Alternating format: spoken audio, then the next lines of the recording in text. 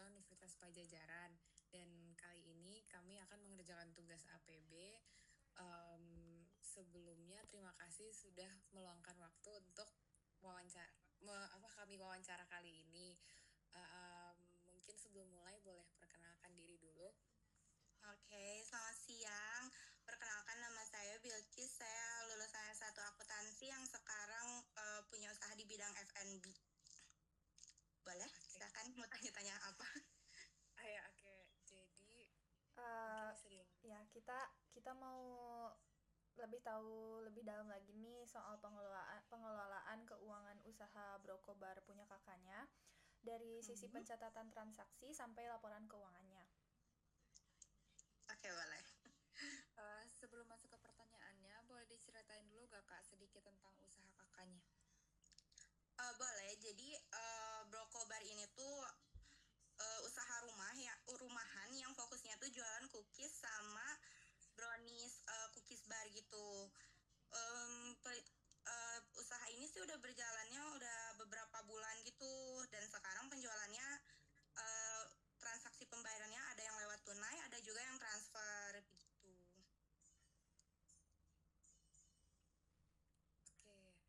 Oke, jadi mungkin kita lanjut ke pertanyaannya. Jadi untuk pencatatan keuangannya sendiri, apakah kakaknya udah menggunakan sistem akuntansi yang kayak udah terstruktur gitu atau belum? Udah, jadi kita udah menyusun daftar akun dulu sebelum mencatat transaksi, dan itu ada 5 kelompok, dibagi 5 kelompok utama, yaitu ada aset, liabilitas, ekuitas, pendapatan, dan juga beban gitu. Oke, nah kalau untuk asetnya sendiri itu ada apa aja yang dicatat?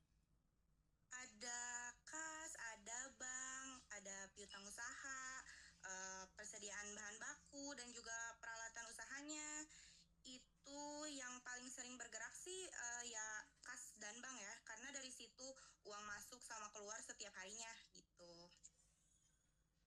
Oke, nah kalau dari sisi beban, kira-kira apa aja komponennya yang rutin dikeluarkan untuk produksi cookies-cookies ini? Udah pasti bebannya sih bahan baku ya, bahan baku tuh yang paling besar porsinya. Selain itu juga ada beban kemasan, stiker buat labelnya, ada gas, ada listrik juga, dan sama ada kayak ongkir kalau misalnya ada pengiriman ke pelanggan gitu.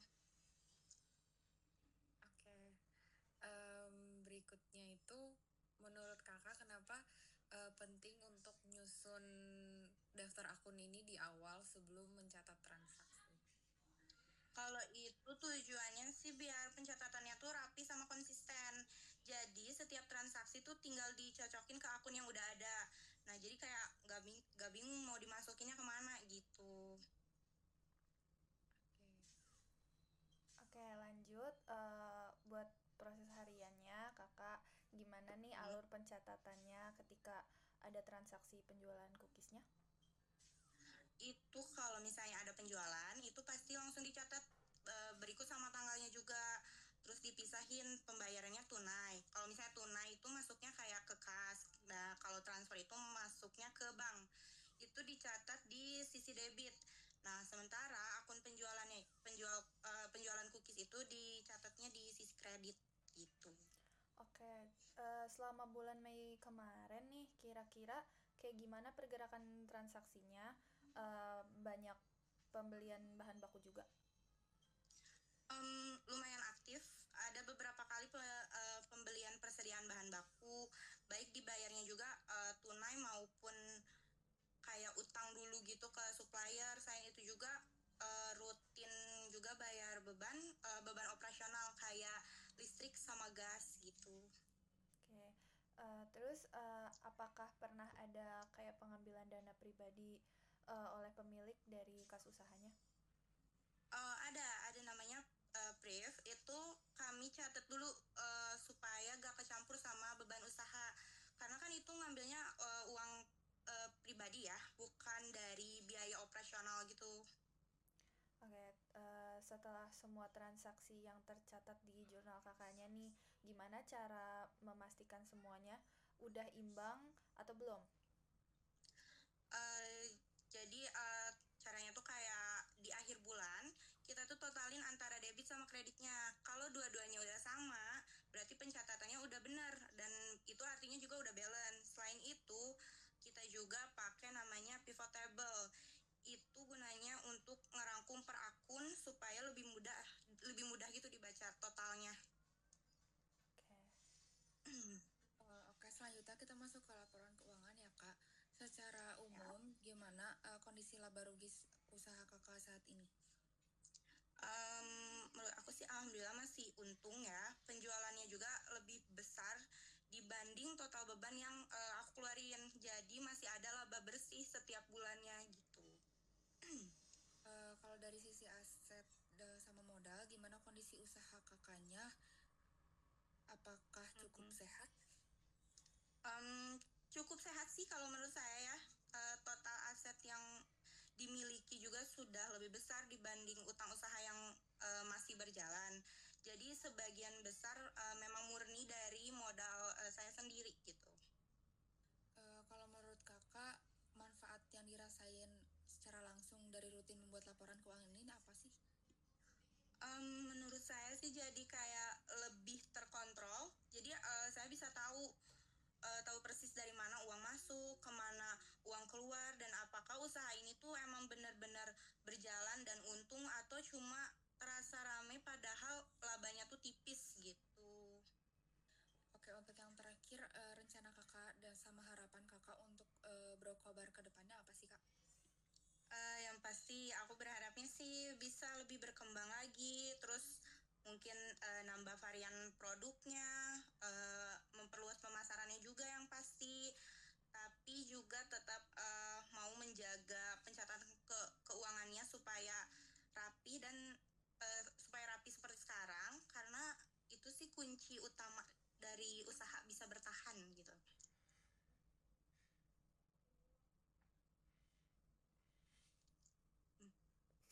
Oke, baik kak, mungkin segitu aja dari kita. Bentar. Gak kuat anjing. Ulang. Ntar dikat aja. Si ngeleng, bro, ngeleng anjing. Oh my god, iya, sorry. Wifi aku aja. Penutup. Oke, dikat aja, gak apa-apa. Oke. Sumpah sebelum lanjut, kita nanti boleh ini nggak ya kayak minta laporan keuangan dari bulan Mei gitu, terus kayak biar kita dapat datanya, soalnya nanti ditanyain. Oke. Jadi kita izin dulu, kita ada izinnya gitu dulu kan. Iya, ini aku minta dulu ya kayak gimana ya kata-katanya. Nanti aku jawabnya boleh aja gitu ya. Boleh, nanti saya langsung kirim ke Kak izin buat minta data laporan keuangan bulan Mei udah kemarin. Kita bilang apa makasih boleh dulu gitu? sih. Mungkin cukup segitu untuk pertanyaannya. Izin dulu gak sih, Cok? Izin dulu. Baru terima kasih. Izin dulu. Oke, aku izin ya. Makasih Kak.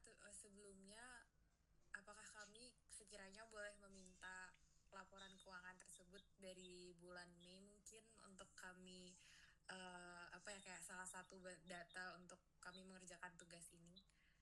Oh, boleh, sangat boleh sih. Nanti mungkin aku bakalan kirim. Oke. Jadi itu aja pertanyaan dari kami. Ya. Makasih banyak ya Kak atas waktu dan informasinya, sangat membantu buat tugas kami. Semoga usaha Kak kedepannya semakin berkembang ya Kak. Makasih sekali lagi. Ya, Ami, terima kasih kembali. Sama-sama, semangat untuk belajarnya dan semangat mengerjakannya ya. Terima kasih. Terima kasih Kak. Selamat sore Pak Rino dan juga teman-teman. Jadi kami dari kelompok UMKM Cookies yang tadi, saya Prudence Gala, terus ada Parelia Siva dan juga Cora Virus. Kami akan mempresentasikan analisis proses bisnis dari UMKM Brokobar tadi, yaitu usaha rumahan yang bergerak di bidang produksi dan penjualan cookies. Nah, analisis ini itu bertujuan untuk memahami alur bisnis UMKM dari transaksi harian hingga menghasilkan laporan keuangan. Jadi pertama-tama kenapa analisis proses bisnis ini itu penting, karena fokus kami itu nggak hanya di angka, tapi juga cara bagaimana memahami transaksi itu terjadi, terus dicatat juga bagaimana hingga jadi laporan keuangannya. Nah, pertama-tama adalah COA atau Charts of Accounts. Nah, agar transaksi tercatat secara konsisten, Brokobar ini menggunakan COA yang dikelompokkan ke dalam aset, liabilitas, ekuitas, pendapatan, dan juga beban. Nah, jadi kalau dilihat dari COA yang udah kita bikin, dari data laporan yang udah dikirimkan sama pemilik usaha Brokobar tadi, akun kas dan bank itu dipisah menjadi dua, karena ini tuh kayak untuk menggambarkan proses bisnis dari Brokobar yang menerima dua metode pembayaran, yaitu tunai dan juga transfer. Jadi arus kasnya itu dapat dipantau per per metode gitu. Terus habis itu ada akun persediaan bahan baku juga berdiri sendiri dari beban-beban operasional yang lain, karena menandakan adanya proses pengadaan yang terpisah dari proses produksi atau penjualan. Kemudian ada akun prive, itu pisah dari beban usaha, karena ini itu adalah titik kontrol yang penting dalam proses bisnis UMKM, karena kayak banyak UMKM itu biasanya mencampur keuangan pribadi sama usaha. Nah, pemisahan ini itu ditunjukkan kayak untuk supaya lebih teratur lagi dalam proses pencatatannya. Dan yang terakhir itu beban dipecah jadi 6 akun, yaitu ada bahan baku, kemasan, listrik, gas, ongkir, dan juga stiker. Nah, ini tuh buat gambaran proses produksi dan juga distribusi yang lebih detail daripada hanya mencatat beban operasional secara umum. Terus di sebelahnya ada posisi keuangannya. Nah, itu data yang tadi dikasih sama Kak Bilkis tadi. Ada kasnya itu 2.500.000, kemudian dari banknya ada 1.800.000, terus dan lain-lain. Modal pemiliknya 8 juta, dan ya itu aja dari aku. Mungkin bisa lanjut ke Rally. Oke, terima kasih. Jadi di sini saya akan menjelaskan pelaksanaan siklus transaksi Brokobar melalui jurnal umum pada bulan Mei 2026. Nah, di sini kita bakal validasi jurnalnya. Jadi setelah seluruh transaksinya dicatat, total debit dan kreditnya tuh sama-sama sebesar 5.070.000. Sehingga jurnalnya udah telah balance dan siap digunakan untuk penyusunan laporan keuangannya. Lalu di sebelahnya ada pivot table. Nah, untuk pivot table ini kita eksekusi revenue cycle. Jadi selama bulan Mei 2026, Brokobar ini nyatet 5 transaksi penjualan yang seluruhnya tuh dibayar secara tunai atau transfer bank, yaitu pada 5, 10, 18, 24, dan 28 Mei dengan total penjualannya 3.300.000.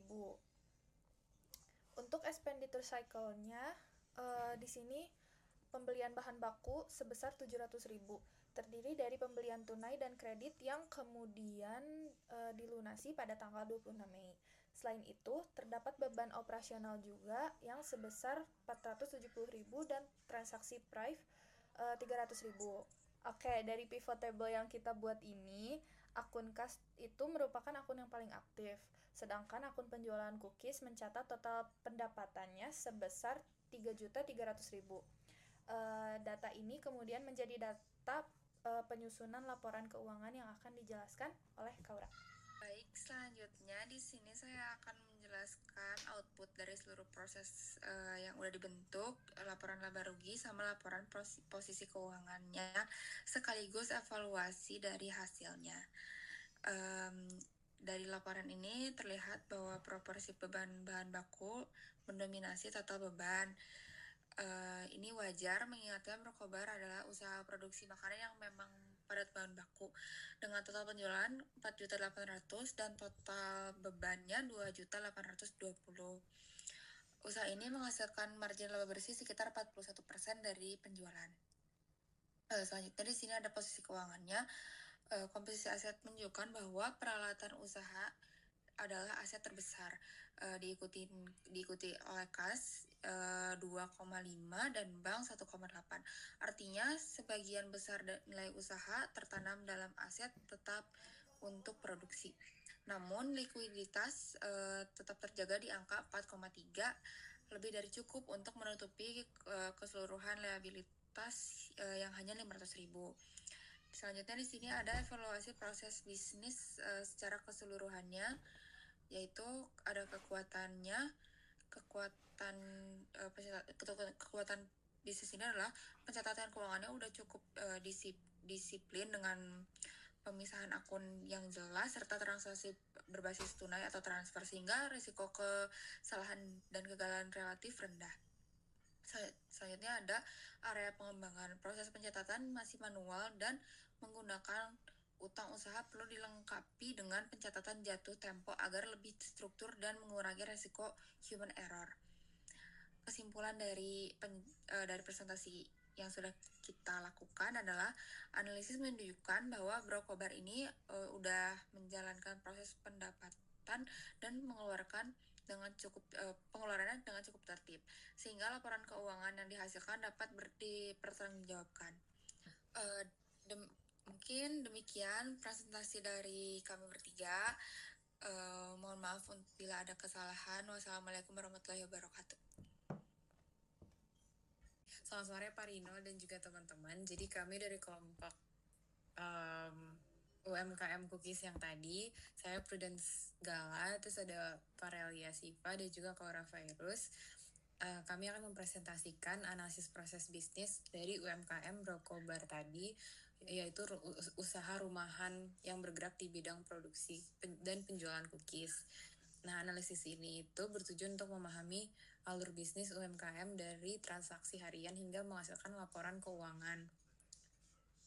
Jadi, pertama-tama kenapa analisis proses bisnis ini itu penting? Karena fokus kami itu nggak hanya di angka, tapi juga cara bagaimana memahami transaksi itu terjadi, terus dicatat juga bagaimana hingga jadi laporan keuangannya.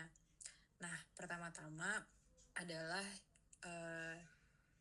COA atau Charts of Accounts. Nah, agar transaksi tercatat secara konsisten, Brokobar ini menggunakan COA yang dikelompokkan ke dalam aset, liabilitas, ekuitas, pendapatan, dan juga beban. Nah, jadi kalau dilihat dari COA yang udah kita bikin dari data laporan yang udah dikirimkan sama pemilik usaha Brokobar tadi,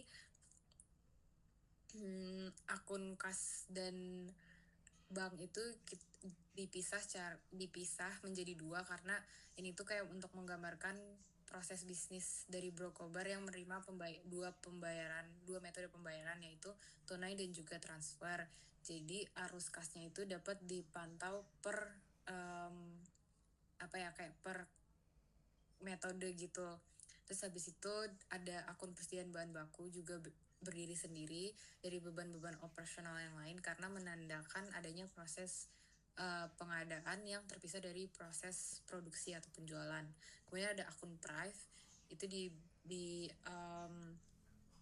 pisah dari beban usaha karena ini itu adalah titik kontrol yang penting dalam proses bisnis UMKM, karena kayak banyak UMKM itu biasanya mencampur keuangan pribadi sama usaha. Nah, pemisahan ini itu ditunjukkan kayak untuk supaya lebih teratur lagi dalam proses pencatatannya. Dan yang terakhir itu beban dipecah jadi 6 akun, yaitu ada bahan baku, kemasan, listrik, gas, ongkir, dan juga stiker. Nah, ini tuh buat gambaran proses produksi dan juga distribusi yang lebih detail daripada hanya mencatat beban operasional secara umum. Terus di sebelahnya ada posisi keuangannya. Nah, itu data yang tadi dikasih sama Kak Bilkis tadi. Ada kasnya itu 2.500.000, kemudian dari banknya ada 1.800.000, terus dan lain-lain. Modal pemiliknya 8 juta, dan ya itu aja dari aku. Mungkin bisa lanjut ke Rally. Oke, terima kasih. Jadi di sini saya akan menjelaskan pelaksanaan siklus transaksi Brokobar melalui jurnal umum pada bulan Mei 2026. Nah, di sini kita bakal validasi jurnalnya. Jadi setelah seluruh transaksinya dicatat, total debit dan kreditnya tuh sama-sama sebesar 5.070.000.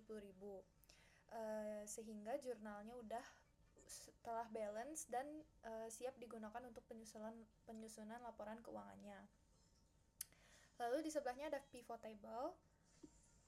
Nah, untuk pivot table ini kita eksekusi revenue cycle.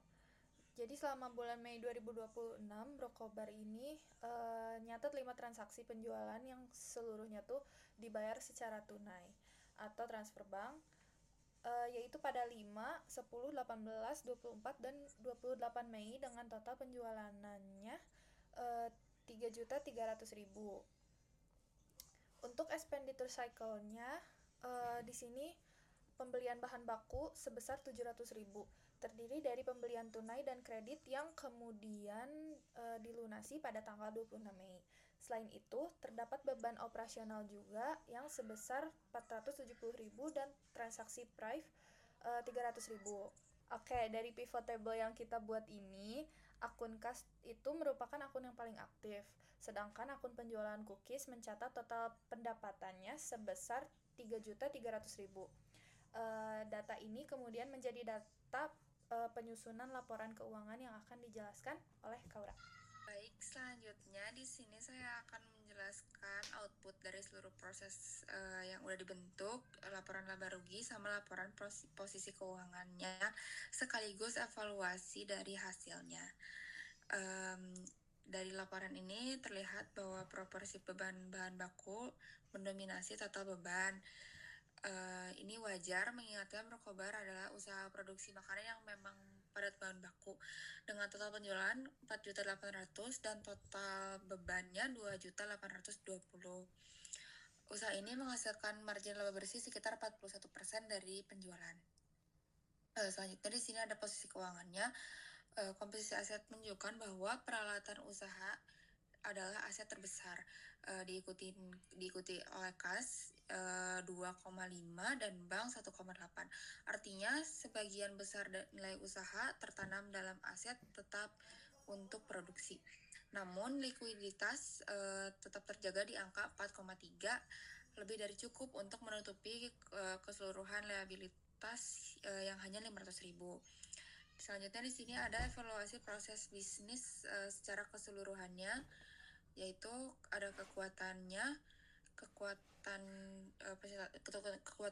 bisnis ini adalah pencatatan keuangannya udah cukup disiplin dengan pemisahan akun yang jelas serta transaksi berbasis tunai atau transfer sehingga risiko kesalahan dan kegagalan relatif rendah. Selanjutnya ada area pengembangan. Proses pencatatan masih manual dan menggunakan utang usaha perlu dilengkapi dengan pencatatan jatuh tempo agar lebih struktur dan mengurangi resiko human error. Kesimpulan dari presentasi yang sudah kita lakukan adalah analisis menunjukkan bahwa Brokobar ini udah menjalankan proses pendapatan dan mengeluarkan pengeluarannya dengan cukup tertib, sehingga laporan keuangan yang dihasilkan dapat dipertanggungjawabkan. Mungkin demikian presentasi dari kami bertiga. Mohon maaf bila ada kesalahan. Wassalamualaikum warahmatullahi wabarakatuh.